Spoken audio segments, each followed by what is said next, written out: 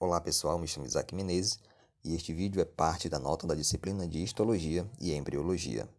Hoje, continuaremos com o estudo do desenvolvimento embrionário humano, abordando desde a segunda semana de desenvolvimento embrionário até o parto.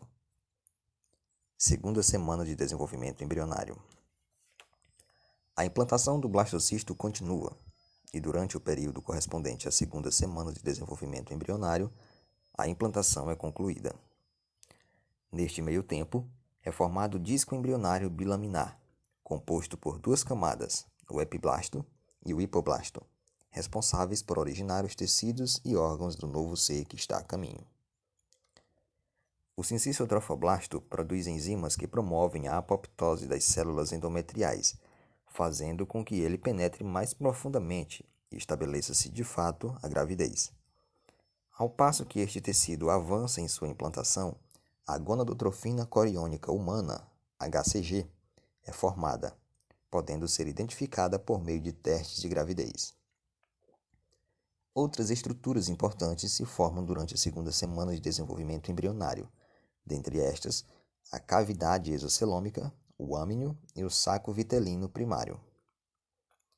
A circulação útero-placentária se inicia, e o embrião começa a ser nutrido pelo sangue materno através das artérias espiraladas do endométrio. Por volta de 10 dias após a fecundação, o concepto está totalmente implantado e o tampão de coágulo sanguíneo se forma, evitando assim que ele venha a se desprender da parede uterina. Ao final da segunda semana, o saco vitelino secundário já se formou e as vilosidades coriônicas primárias aparecem, as quais serão importantes para o restante do processo de desenvolvimento embrionário. Terceira semana. A morfogênese agora se inicia.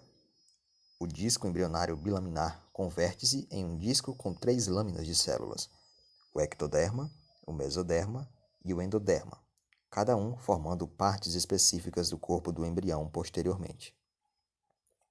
Rapidamente surge a linha primitiva, que deixa em evidência o nó primitivo e divide o embrião em planos ou eixos, como o crânio caudal e eixos direito e esquerdo. Algumas células migram para a parte mediana, formando o processo notocordal, que gerará a notocorda, característica dos cordados. No final da terceira semana já estão presentes a membrana cloacal, futuro ânus, e o primórdio cardíaco, futuro coração. O tubo neural se forma e o neuroporo caudal é fechado.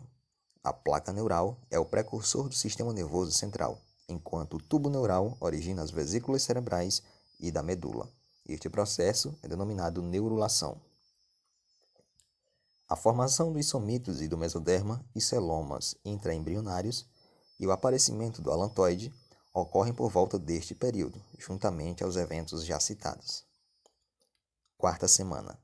A quarta semana é o início de um ponto crucial do desenvolvimento embrionário, pois é a partir daqui que acontecerá a formação e desenvolvimento de órgãos vitais e membros corporais.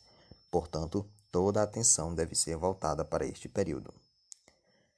Enquanto o coração primitivo e a membrana bucofaríngea deslocam-se rumo ao ventre do embrião, o primórdio encefálico se forma, oriundo de dobramentos neurais. Concomitantemente, acontece o incrível fenômeno de dobramento do disco embrionário trilaminar em seu eixo cefálico-caudal, formando o intestino posterior que desemboca na cloaca, enquanto o pedúnculo do embrião se fixa ao ventre embrionário. Os somitos crescem e as bordas laterais do embrião se dobram, ocasionando o dobramento lateral direito e esquerdo, bem como a formação do intestino anterior e o intestino médio. Por fim, é formado o cordão umbilical que servirá de canal de comunicação entre a mãe e o embrião, que agora passou da forma laminar para a forma tubular ou cilíndrica. É importante ressaltar o papel dos anexos embrionários, em especial a placenta, que é o abrigo do embrião durante a gestação, a qual tem origem mista com tecidos embrionários e maternos, responsáveis pelas trocas gasosas de nutrientes, substâncias e anticorpos. Este anexo pode crescer até 20 centímetros e ter até 3 centímetros de espessura. O número de somitos que podem ser identificados por meio de ultrassonografia é um método confiável para avaliar a idade embrionária nesse período gestacional. Nesse decorrer de tempo, É contraindicado o uso de substâncias teratogênicas, ou seja, substâncias que possam afetar o embrião através da corrente sanguínea, pelo risco de causar anomalias ou más formações congênitas.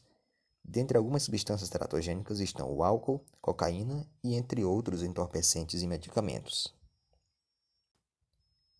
Quinta semana. Durante a quinta semana não ocorrem grandes alterações no embrião. Entretanto, devemos salientar um eminente aumento cefálico, promovendo o toque entre a face e a região cardíaca do embrião. Há também o aparecimento dos precursores dos rins, as cristas mesonéfricas. Sexta semana. Nos primeiros dias da sexta semana de desenvolvimento embrionário, há a formação dos raios digitais, que são precursores dos dedos. Entre 4 a 5 dias após o início da formação dos membros superiores, inicia-se a aparição dos membros inferiores. O pavilhão auricular ou ouvido externo começa a se delinear através das saliências que surgem nas laterais da região cefálica, bem como a presença marcante dos olhos. O embrião já tem reflexos de movimentos em suas articulações, porém, são bem sutis e imperceptíveis à mãe. Sétima semana. A sétima semana traz consigo algumas poucas novidades morfológicas, como a separação parcial dos dedos, e a partir de então, o embrião está prestes a entrar no período fetal. Início do período fetal. No início deste período, a cabeça do feto é muito proeminente, fato que é convertido no decorrer da 12ª semana, quando o corpo assume a primazia e os membros superiores atingem seu tamanho final. A urina já é formada, mas a genitália externa não está bem desenvolvida. A partir das 14 semanas, o feto já se movimenta voluntariamente e o processo de crescimento é acelerado exponencialmente até a 16ª semana, quando a taxa de crescimento cai. Algumas características externas, como os cabelos, já são visíveis e o feto dispõe, a partir da 17ª semana de desenvolvimento embrionário, de uma substância chamada gordura marrom, que é uma fonte de calor para o feto. Ao final da 20ª semana, as genitálias estão quase acabadas. Depois disso, há um processo de maturação do sistema nervoso central e dos órgãos vitais, como pulmões, por exemplo, que estarão 100% funcionais até a data do nascimento. Até esta data, o feto ganha peso e em cerca de 266 dias ou 38 semanas após o encontro do espermatozoide com o ovócito, então a nova vida vem à tona e estará sob cuidado parental dos pais, sendo preparado assim para garantir a subsistência da nossa espécie. O parto acontece por meio do canal vaginal e é facilitado por contrações intrauterinas, disparadas por uma descarga de neurotransmissores no sangue da mãe. O corpo expele o feto juntamente com os fluidos que o circundavam e os tecidos placentários, sendo desconectados do corpo materno através do corte do cordão umbilical. A partir de então, o novo ser é totalmente independente do interior do corpo materno para sobreviver. Este é o processo de formação de uma nova vida e é assim que ele acontece.